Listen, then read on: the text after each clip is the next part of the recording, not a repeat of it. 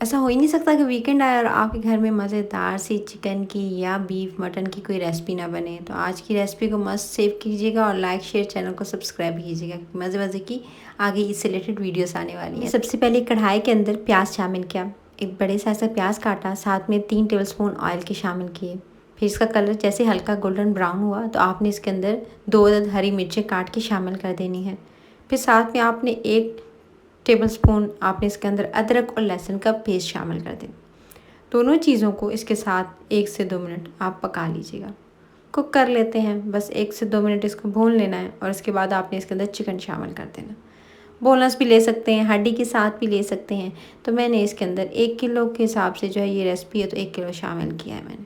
Chicken को शामिल करके चिकन की भुनाई करेंगे, साथ में इसके अंदर शामिल कर देंगे भूनते हुए चिकन के अंदर ही आपने इसके अंदर 1 टीस्पून के करीब तरीन या हस्ब ज़ायक़ा आप इसके अंदर शामिल कर दीजिएगा नमक। सिंपल नमक डाल के अभी आप इसकी जो है भुनाई कीजिएगा, इसमें कोई और मसाला भी ऐड करने की ज़रूरत नहीं है। तो चिकन को मैंने बहुत अच्छे से नमक डालकर इसकी अच्छे से भुनाई कर ली है और ये देख सकते हैं इसका कलर काफ़ी हद तक ये देख सकते हैं चेंज हो गया है, रंग बदलने लगे आपके चिकन का कलर, यानी इस तरह से हो जाए तो फिर आपने इसके अंदर तमाम चीज़ें बाकी की ऐड करनी है। लेकिन ये रेसिपी थोड़ी हटके होगी, इसके अंदर टमाटर वगैरह नहीं जाएंगे, नॉर्मल जो आप मसाला बनाते हैं, लेकिन ये तिक्के जैसी आपको फ्लेवर देगा और तिक्के जैसी आपको फीलिंग आएगी जैसे बीफ मटन का आप टिक्का बना रहे हो।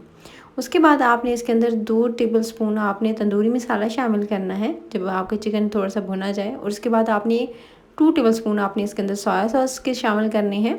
फिर आपने इसके अंदर धनिया पाउडर 1 टेबलस्पून के करीब तरीन आप इसके अंदर शामिल कीजिएगा।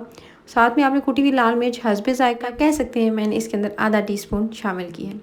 फिर आप इसके अंदर शामिल कीजिएगा पेपरिका पाउडर, देगी जो लाल मिर्च होती है वो तकरीबन आधा टीस्पून। तमाम मसाले शामिल कर दिए और अब आपने मसालों के साथ बहुत अच्छे से चिकन को भून लेना है। आधी प्याली शामिल करके पानी की इसको कवर करके छोड़ दीजिएगा। चिकन अपने पानी में ही, और जो पानी मैंने शामिल किया था उसमें ये दे सकते हैं काफ़ी हद तक ये गल जाएगा। तो चिकन को पहले थोड़ा सा गला लेते हैं। जब 90% गल जाएगा अच्छे से चिकन, जब गल गया मसाला ये दे सकते हैं अच्छा सा मैंने सिंपल पानी डाल के इसको अच्छे से गला लिया है।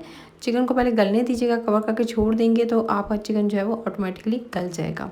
उसके बाद लास्ट में इसके अंदर आपने तकरीबन जो है वो 4 से 5 टेबलस्पून या आधी प्याली के करीब तरीन फेंट के आपने गाढ़ा दही शामिल। अब जब आपने इसके अंदर दही शामिल कर दिया तो फिर आपने आंच करनी है तेज़ और उसके बाद इसे कवर करके थोड़ी देर के लिए छोड़ देना है।